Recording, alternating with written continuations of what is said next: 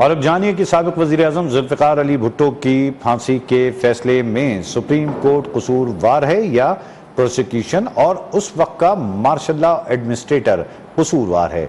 Chief justice of Pakistan का ज़ुल्फ़िकार अली भुट्टो को सजा से मुताल्लिक रेफरेंस की समाअत के दौरान अदालती मामलीन मखदूम अली खान से सवाल। चीफ जस्टिस काजी फ़ाइज़ ईसा की ज़ेर सरबराही सुप्रीम कोर्ट ने 9 रुकनी लार्जर बेंच में रेफरेंस की मजीद समाअत फरवरी के तीसरे हफ्ते तक मुलतवी कर दी। दौरान समाअत जस्टिस मंसूर अली शाह ने इस्तफसार किया, हमारे सामने कानूनी सवाल क्या है, क्या एक इंटरव्यू की बुनियाद पर सुप्रीम कोर्ट के फैसले का जायजा लेकर राय दें, क्या अदालत एक इंटरव्यू की बुनियाद पर इंक्वायरी करे।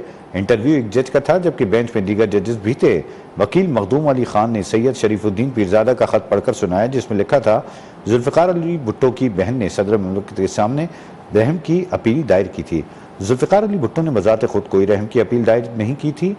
अदालती मुआविन मखदूम अली खान ने कहा कि अदालत के सामने सवाल ज़ुल्फ़िकार अली भुट्टो की फांसी पर अमल दरामद का नहीं है। बदकिस्मती से ज़ुल्फ़िकार अली भुट्टो की फांसी वापस नहीं हो सकती। अदालत के सामने मामला एक धब्बे का है। ज़ुल्फ़िकार अली भुट्टो को 4-3 के तनासुब से फांसी की सज़ा सुनाई गई। बाद में एक जज ने इंटरव्यू में कहा कि मैंने दवाओं में फैसला दिया। जस्टिस मोहम्मद अली मजहर ने इस्तफसार किया कि इस केस में अदालत ने कोई फैसला किया तो क्या अपने हर फैसले पर यही करना होगा। मखदूम अली खान ने कहा कि फौजदारी केसेस में जहां सियासत शामिल हो, इंसाफ ना हो, इन्हें दुरुस्त होना चाहिए। जिस पर जस्टिस मंसूर अली शाह ने कहा कि ज़ुल्फ़िकार अली भुट्टो केस में नज़रसानी की दायर इख्तियार इस्तेमाल हो चुका है।